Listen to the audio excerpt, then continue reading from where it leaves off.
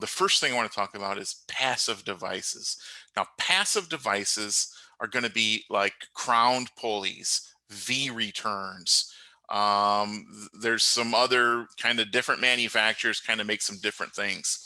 Here's the thing with passive devices, and you'll understand passive devices better after I talk about static devices in just a moment.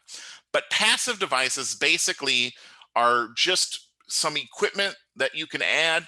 Typically, they're very inexpensive, but typically they don't have a huge effect on the belt's trackability.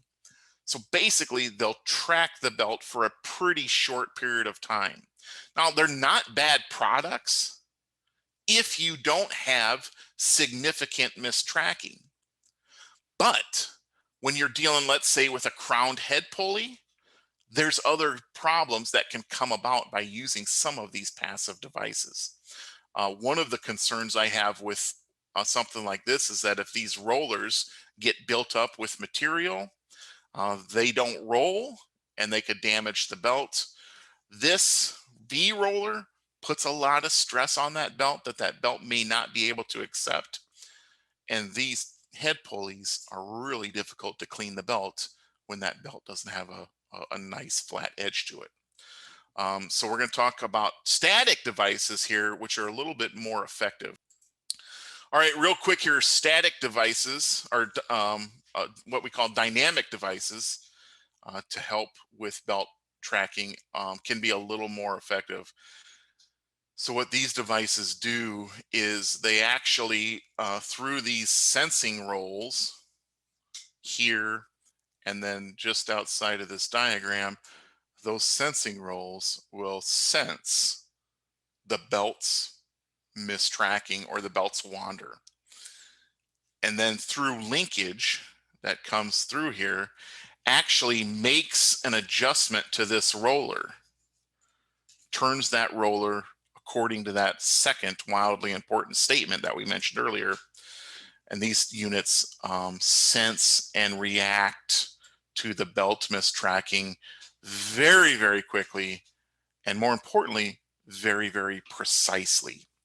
Okay, so these units can be much more effective than those passive units. Now, they want to be strategically installed. And when I say strategically, talking about where. And the first place that we would recommend is right before the belt goes into the tail pulley. Here's why that's so important. I want to send that belt into the tail pulley tracked properly, because typically after the belt leaves the tail pulley, that's where the belt's loaded. And I want to make sure that belt's tracked properly once it accepts its load. Now, the other spot that I might install one of these units is at point B. And the reason for point B is because once I load the belt, that's where I have big opportunity for the belt to mistrack again because of either off-center or segregated loading. So the idea is once I load it, once this belt gets out of the settling zone and it continues on its path, before it continues on its path again, I've tracked it. The final place is C, right before the belt goes to its discharge pulley. And the reason for that is because if my next conveyor down here is aligned with this conveyor, I'm sending my cargo off this head pulley centered onto this receiving belt, making this belt less likely to mistrack. So those are the three really strategic places that you want to consider putting one of these dynamic tracking devices that can be pretty effective if put into these areas.